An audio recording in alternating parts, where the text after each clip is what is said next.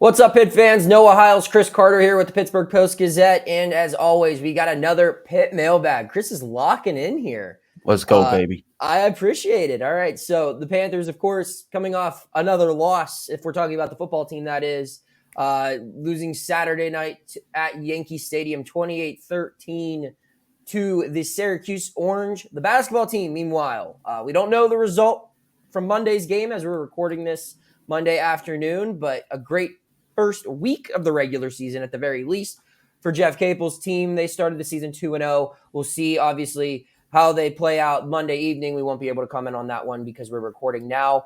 But a lot to get into, football and basketball questions. But first off, Carter, how's it going? Any opening thoughts as we get started here? Oh, man, just that basketball has been very fun so far, and there's a lot of reasons to be excited about this team. Still have a lot to prove. They still haven't played anybody real yet, but really good signs, and we'll get into what those are in the show. Absolutely. Before we get into it, we got to talk about the show's presenting sponsor, which is Mike's Beer Bar. Whether you're in for a Steelers, Pirates, or Pitt game, Mike's Beer Bar is right across the street from PNC Park and has the best selection of beer in town as well as amazing food options. They have over 20 TVs, and you can catch all of your NFL, college football, Pirates, Penguins, Riverhounds, and Premier League action right at Mike's. Come on in and try one of their 500 different available beers, 300 of them being local beers, as well as 80 different local craft beers available on tap.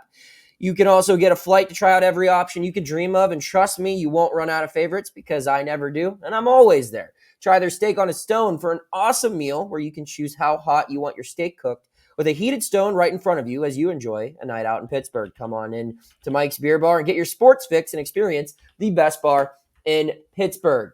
First question of the mailbag comes from Bill. He wants to know, he says, do you all speculate on what coaches will be back next season? It's a little morbid since these are folks' jobs, but it's also the reality of the coaching profession. At any rate, even though there haven't been many bright spots in any area of the team, just based on tenure and track record, it would seem like Randy Bates, Charlie Partridge, and Tim Salem would have the highest likelihood of returning, while Frank Cignetti, of course, would have the highest odds of not. But who else would join him on this list potentially? Tyquan Underwood, Ryan Manilak? I like this question. Obviously, we've talked about coaching changes many times this season on mailbags. As the year kind of unfolds, we hear more and more stuff. Carter, I'll start with you. We can just go through personally who we think is safe and who we think will be gone. I think Tyquan Underwood's safe. I think the receivers have performed well. Pat Narduzzi even talked about that when I asked him about the wide receivers, just saying that they've grown and they've shown the kind of stuff that you want to see from a group, even while the rest of the whole team is struggling. So Tyquan Underwood, I think, is safe. Tim Salem, I think, he's just a lifer. So it's tough to – he's just I have a hard time. But here's the other thing is that Pat Narduzzi has shown a lot of loyalty to several of these coaches. Andre Powell's been around since he got here. Tim Salem has. Dave Borbley has. That. And so if there's changes, there's going to be that it would be to some guys that have been with Pat Narduzzi for quite some time.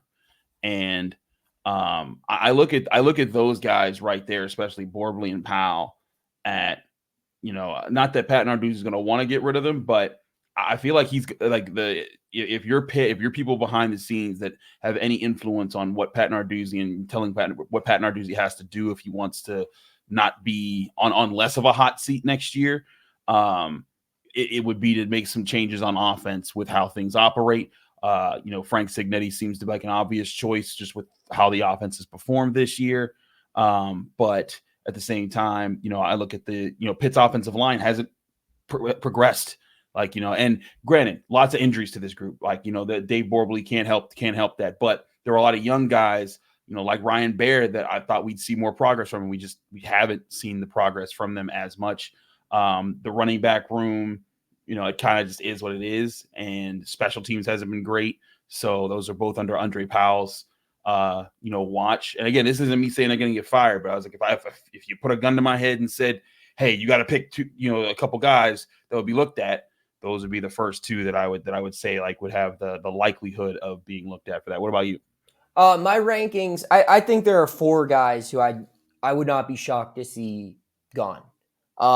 Number one, is the easy one. Frank Signetti. Yeah.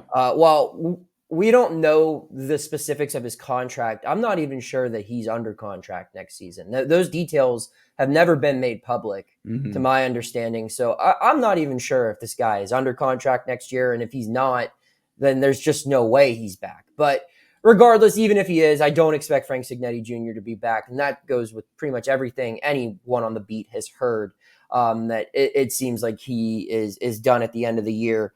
Number 2 on this list of guys who I don't expect to be back would be Coach Borbley. I think it might be more of a mix of, I don't know how old Coach Borbley is, but I know he's not a spring chicken. He's been in this coaching game for a while, and it's becoming tougher and tougher to coach college football. You got to think about when he started, what the task list was for an offensive line coach and what it now has become, with how much extra effort goes into recruiting and player retention and how the game's evolved. I think it might just be time where he recognizes that he's done. And if not, like, I could see him also maybe being let go or having a mutual parting of ways. But just based on stuff I heard, I wouldn't be shocked if he was gone at the end of the year. Yes. 2 other guys that I have question marks about. One of them is Andre Powell. Like you said, Chris, I mean, Powell and Narduzzi go way back. They coached together at Rhode Island. I mean, I remember last year when Andre was telling stories about how Pat, like, as a young assistant, was redoing the cabinets in the coach's office, and which was funny. But, will that loyalty be put to test? Like you said, he's been loyal, but let's take an honest look at what Andre Powell's been responsible for this year. The running back position has not been great. And you look at the special teams, as a special teams coach, it's been bad. So maybe that's enough for him to make a change, or maybe just get a demotion where he's just the running backs coach and they bring in someone else who assumes a position role plus special teams duties. I don't know. I would say that one's 50-50. And another one that I'm 50-50 on is Coach Underwood. I don't think he's done anything to be relieved of his duties. I think anytime your OC gets let go, anyone who's in charge of coordinating the passing game, I believe he and Signetti came in around the same time.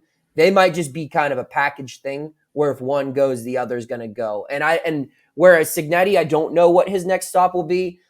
I think if Underwood leaves, it will be to take a job elsewhere. I don't think he'll be relieved of his duties. I think if Signetti goes, I wouldn't be shocked to see Underwood say, read the writing on the wall and just be like, you know what, I'm going to go work somewhere else. Which, he's a young coach. Like that's going to happen. So I don't know if it'll even be a lateral move. Maybe it would be an upward move. I don't think it would be a backtrack or a lesser opportunity. But I think if in this situation, it would make sense where if the OC who probably helped hire him was gone, that he would probably go seek employment elsewhere. So those would be the 4 guys that I keep an eye on. Like you said, Chris, and what Bill said in his question, I agree. I mean, Tim Salem he's here for the long run. He might be here after Narduzzi, whenever that is. That's just a guy. I was joking with someone the other day how, every coach on the staff could get fired, but Tim Salem's going to be out on the East Coast scouting 3-star quarterback and linebackers, finding a next great player from New Jersey. That's just what's going to happen. So he'll be back. Charlie Partridge ain't going anywhere. I don't expect Randy Bates to go anywhere. And Ryan Manilak, I think, is in the same boat as Underwood, where if he leaves, it will be for a better opportunity, because I think his linebackers had a really good season, but I don't expect him to leave simply because that's probably going to be their best position group on the team next year.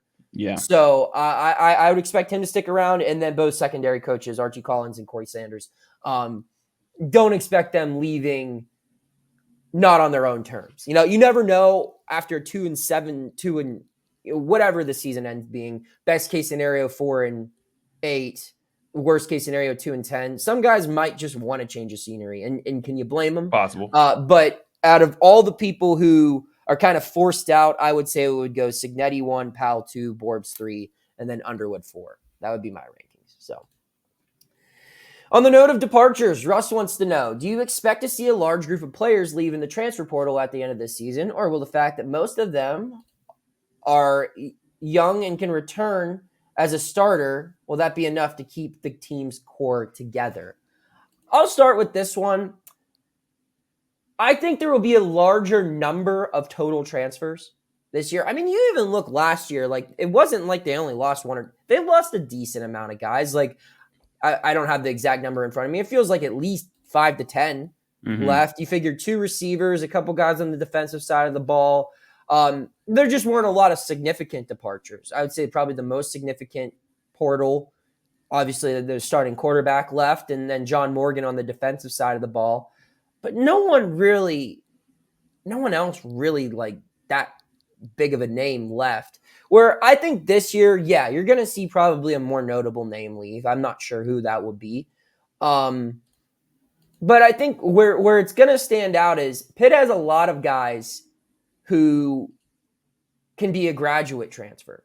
Kind of like John Morgan last year, where these guys had been around for 3, 4, in some cases 5 seasons, where they can go somewhere else for one final year. And it might not be anything against the program, where it might just be like, look, I don't want to have to compete for a starting job, or, my position coach just got let go, or I've been here for 5 years. It's time for a change of scenery. It's time for the younger guys to get an opportunity.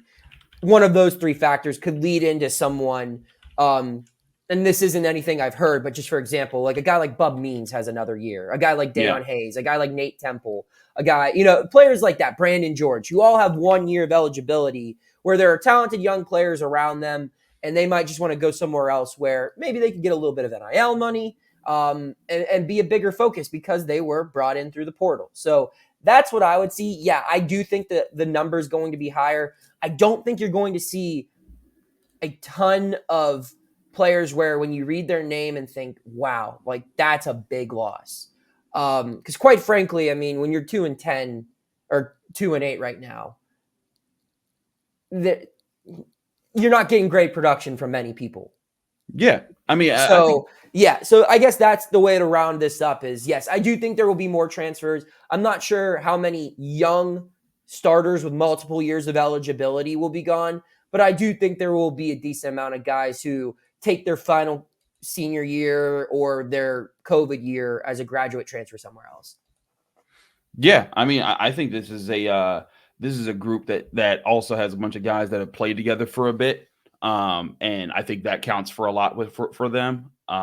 Pitt's retained guys. Now, we haven't seen Pitt have to try to retain people in the NIL era after a losing season. Right. So that'll be interesting to watch. But we heard noise about how, going into 2022, teams were trying to take away Kalijah Cansey. Teams were trying to take away Brandon Hill, and both of them stayed home. And granted, that was after an ACC championship season. So it's a different tone. But to what you're saying, I think that there's a lot still built up here for a lot of guys, and I think there's also a sense that they can turn the ship around next year if a few things go their way. So yeah, I think there will be plenty of people, but not many pillars that leave, if you know what I'm saying. Like guys who were seen as cornerstones for the potential of this team. There might be one of those types of guys that goes, because you never know with the transfer portal. It can get very wild, and it also depends on who they get in the transfer portal, because it could very well turn out to be that some of these guys end up leaving because they get word of who's coming through the transfer portal, and it might take their spot. To wrap this up, I will say it will be interesting to see who walks Thursday night on senior night. Because with the COVID thing, and there's only a couple more years where guys have this extra year of eligibility. I believe it's this year and next year.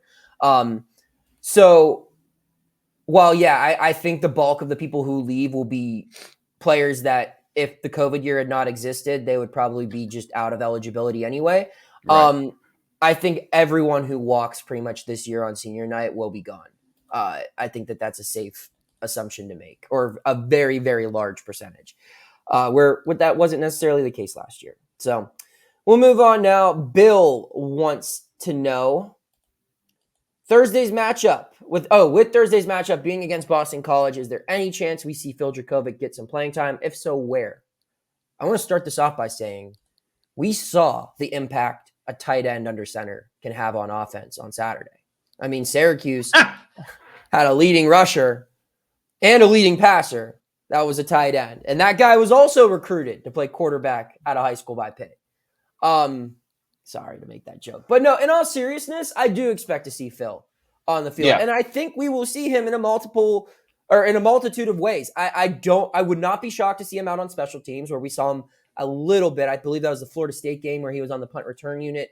I think that on offense, they're going to use him in a unique way. I don't expect him to play quarterback, but I think they could use him as like a hybrid wildcat type thing. Not exactly what Syracuse did last weekend, but something where it's clear he's going to run, but you have to play him honest because he did play quarterback and he can throw. I don't expect him to be in like a 3-point stance and line up at tight end, but if there were an over-under on total touches for Jurkovec, I would take over half a touch. I think he will get at least a carry or a reception against the Eagles Thursday.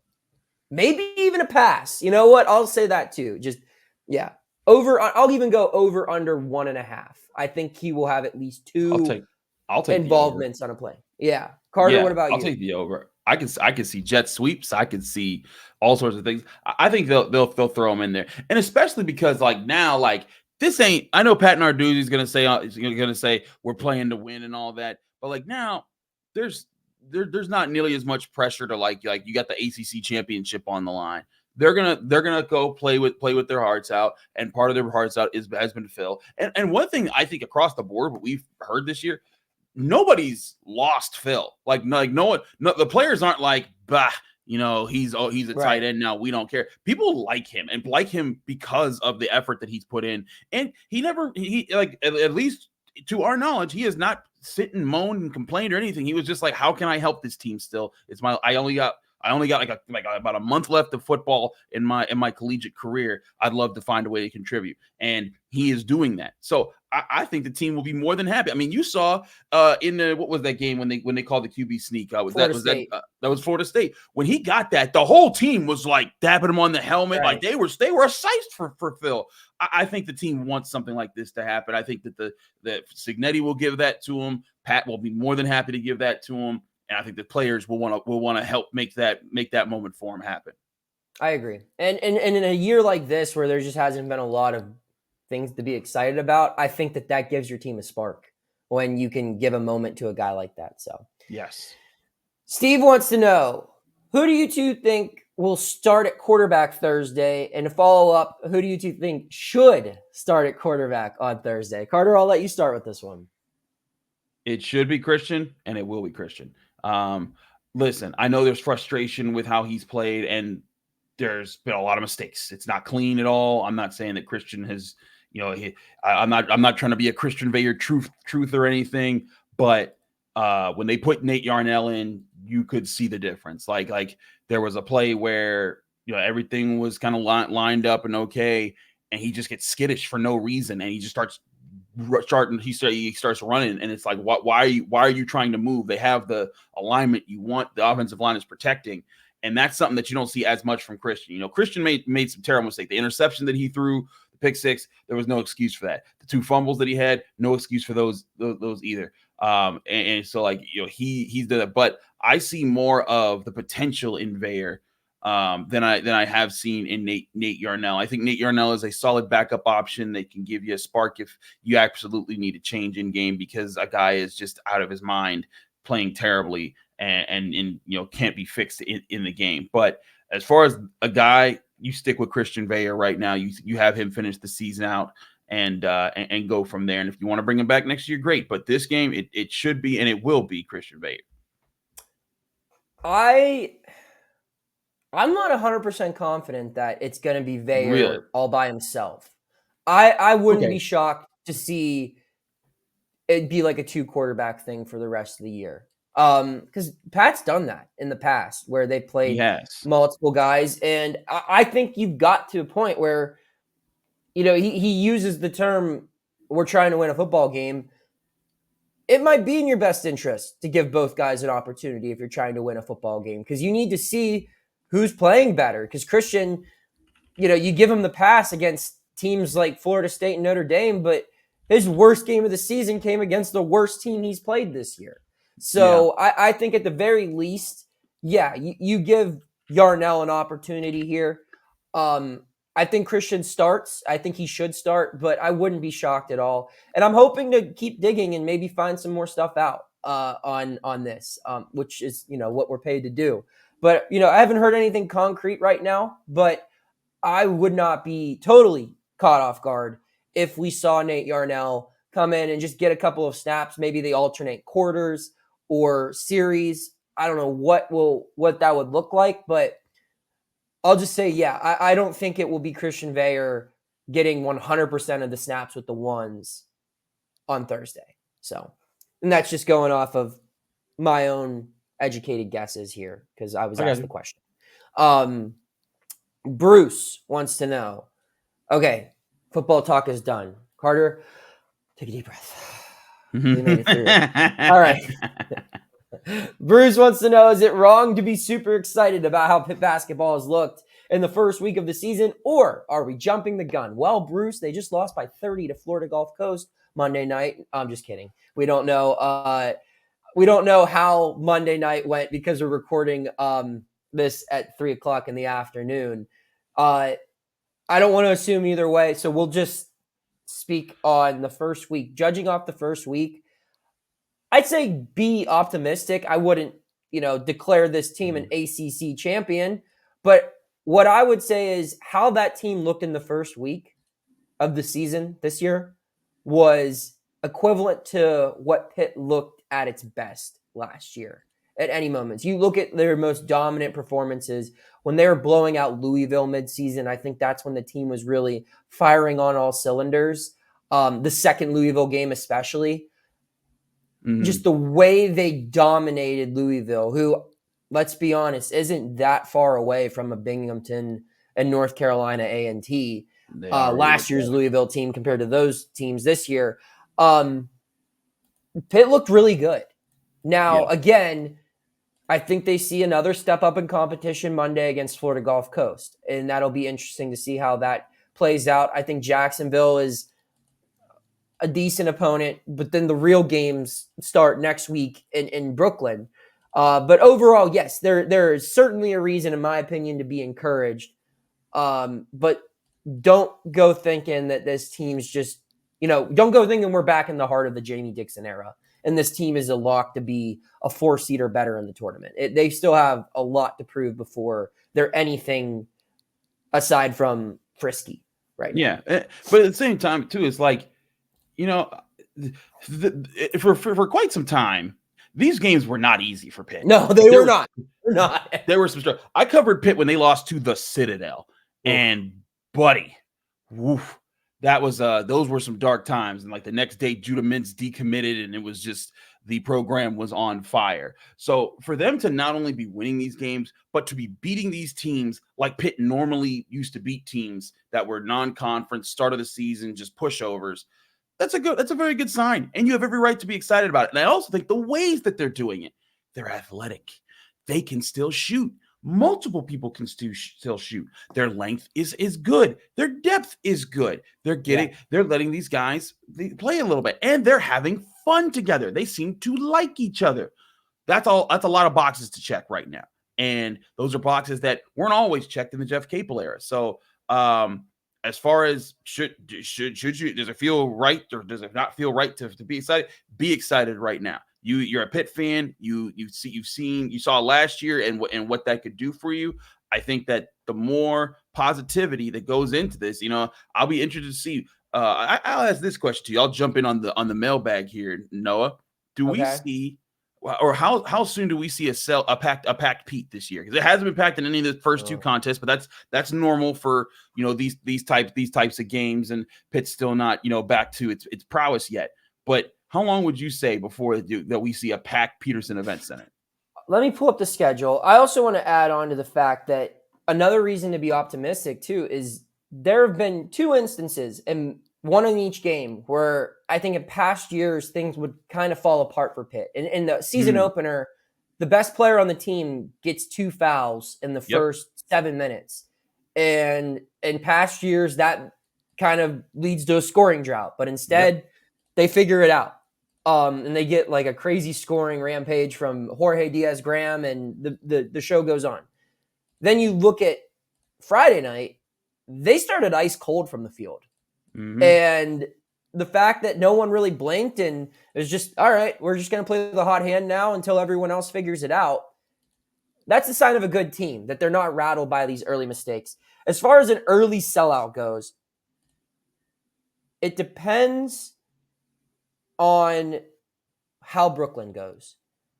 If this team goes to Brooklyn and beats Florida and either Oregon State or Baylor, if especially it beats Baylor, you're looking at a game at home Monday, that following Monday against Missouri. Don't expect that to be sold out. It's the Monday after Thanksgiving, but there will be a good crowd there.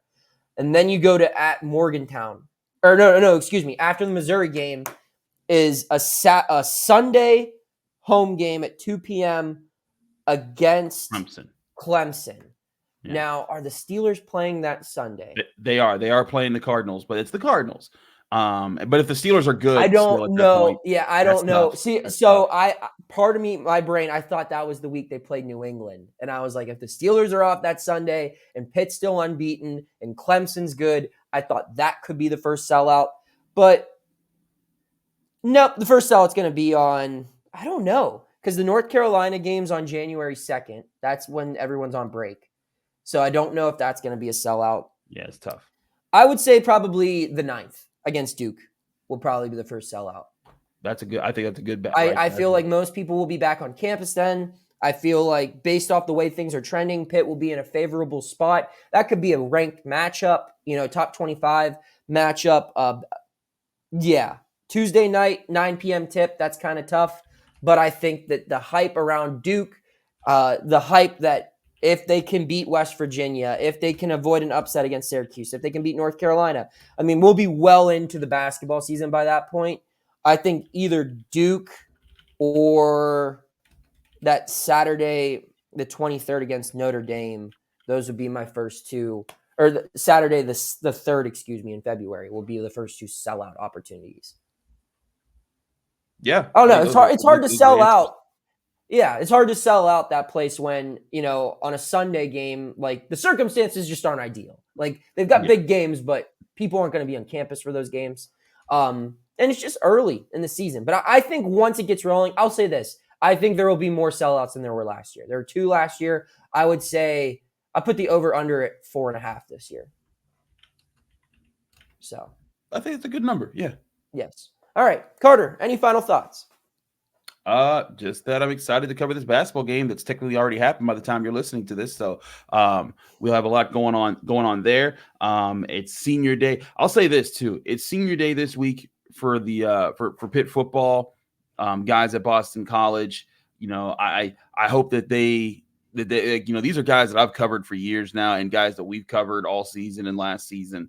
And I hope that these guys still get to relish their senior day. I know that, for them, this is the worst season that they've been a part of, but those type of things, you don't ever get that back again unless you're, COVID years, you have gotten that back again. Kenny Pickett walked twice. But it's still something that should be celebrated and should be respected. And I hope that, the season doesn't necessarily spoil them being able to enjoy a minute to reflect on not just the day, but the commitment that they made, the support that they got from their families, and the support they got from their teammates to celebrate the times that they've been at Pitt.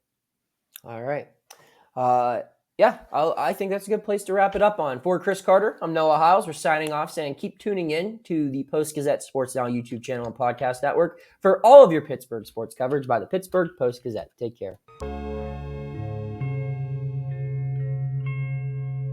Thank you for checking out this content from Post-Gazette Sports. If you watch this video on YouTube, please like the video and subscribe to our channel.